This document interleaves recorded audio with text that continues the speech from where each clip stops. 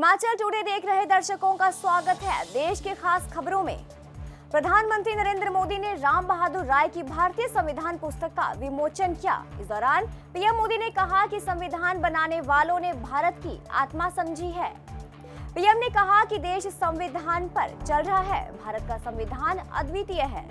उन्होंने ये भी कहा कि कर्तव्य बोध का ज्ञान बेहद जरूरी है, कर्तव्य है तो अधिकार है। बुक लॉन्च पर प्रधानमंत्री नरेंद्र मोदी ने कहा कि भारतीय संविधान अनकही कहानी आपकी पुस्तक अपने शीर्षक को चरितार्थ करेगी और देश के सामने संविधान को और भी व्यापक रूप में प्रस्तुत करेगी। मैं इस अभिनव प्रयास के लिए राम बहादुर राय जी को और इसके प्रकाशन से जुड़े सभी लोगों को हार्दिक बधाई देता हूँ। क्या कुछ कहा पीएम मोदी ने, आप भी सुनिए। चरैवेति चरैवेति चरैवेति, एक पत्रकार के लिए तो ये मंत्र नए विचारों की खोज और समाज के सामने कुछ नया लाने की लगन, यही उनकी सहज साधना होती है। मुझे खुशी है कि राम बहादुर राय जी जिस तरह अपनी लंबी जीवन यात्रा में इस साधना में लगे रहे हैं, आज उसकी एक और सिद्धि हम सबके सामने है। मैं आशा करता हूं कि भारतीय संविधान अनकही कहानी आपकी ये पुस्तक अपने शीर्षक को चरितार्थ करेगी और देश के सामने संविधान को और भी व्यापक रूप में प्रस्तुत करेगी। मैं इस अभिनव प्रयास के लिए राम बहादुर राय जी को और इसके प्रकाशन से जुड़े सभी लोगों को हार्दिक बधाई देता हूं। साथियों, आप सभी देश के बौद्धिक वर्ग का प्रतिनिधित्व करने वाले लोग हैं। स्वाभाविक है कि आपने इस पुस्तक के लोकार्पण के लिए समय और दिन भी खास चुना है। ये समय देश की आजादी के अमृत महोत्सव का है। आज ही के दिन 18 जून को मूल संविधान के पहले संशोधन पर तत्कालीन राष्ट्रपति डॉक्टर राजेंद्र प्रसाद जी ने हस्ताक्षर किए थे। यानी आज का दिन हमारे संविधान की लोकतांत्रिक गतिशीलता का पहला दिन था और इसी दिन आज हम संविधान को एक विशेष दृष्टि से देखने वाली इस किताब का लोकार्पण कर रहे हैं। यही हमारे संविधान की सबसे बड़ी ताकत है, जो हमें विचारों की विविधता और तथ्य सत्य के अन्वेषण की निरंतर प्रेरणा देती है।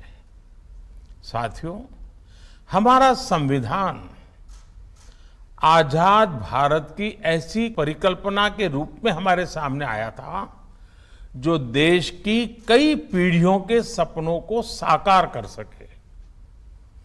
संविधान निर्माण के लिए संविधान सभा की पहली बैठक 9 दिसंबर 1946 को हुई थी।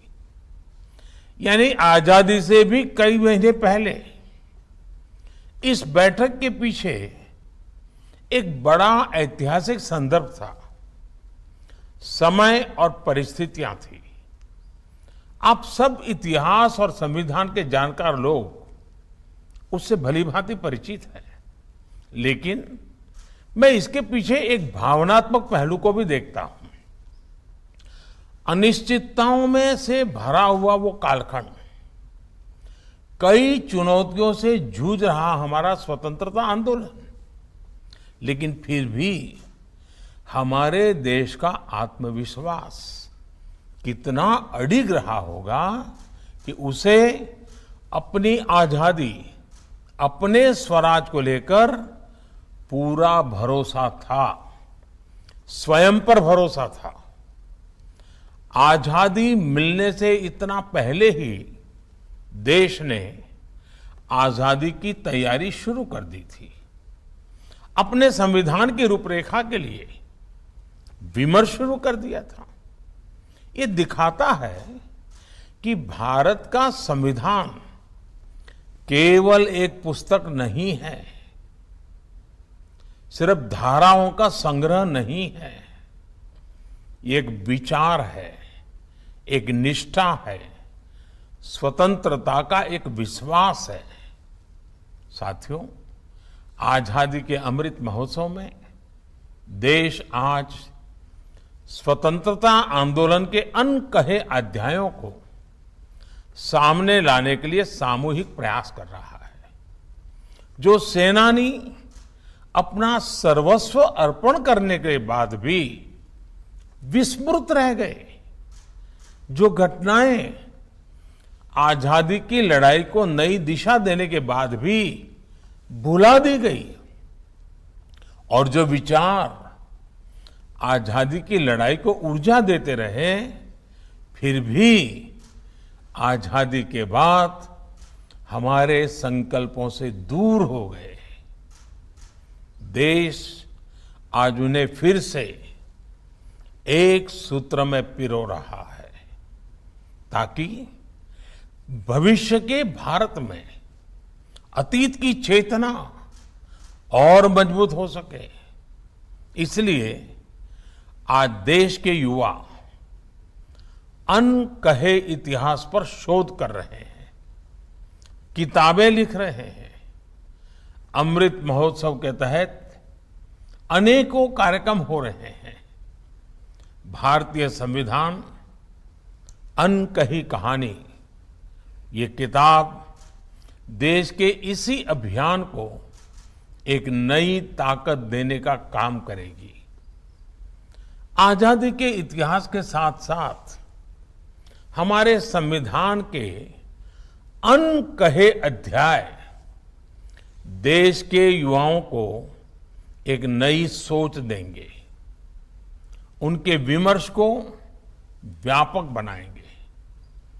राम बहादुर जी ने अपनी इस किताब की एक प्रति बहुत पहले मुझे भेजी थी। मैं उसके कुछ पन्ने पलट रहा था, तो मैंने कई रोचक बातें और विचार देखे। जैसे कि एक जगह पर आपने लिखा है कि भारत के संविधान के इतिहास को स्वतंत्रता संग्राम की लुप्त धारा मान लिया गया है, लेकिन ऐसा नहीं है। संविधान से परिचित होना हर नागरिक का कर्तव्य है। किताब की शुरुआत में आपने ये भी लिखा है कि संविधान को लेकर आपकी विशेष रुचि आपातकाल के समय जगी थी, जब मीसा में आपको जेल में बंद किया गया था। यानी संविधान ने आपको आपके अधिकारों से परिचित कराया, और जब आप इसकी गहराई में उतरे तो आपने संविधान के बोध की पहचान नागरिक कर्तव्य के रूप में की। अधिकार और कर्तव्यों का ये तालमेल ही हमारे संविधान को इतना खास बनाता है।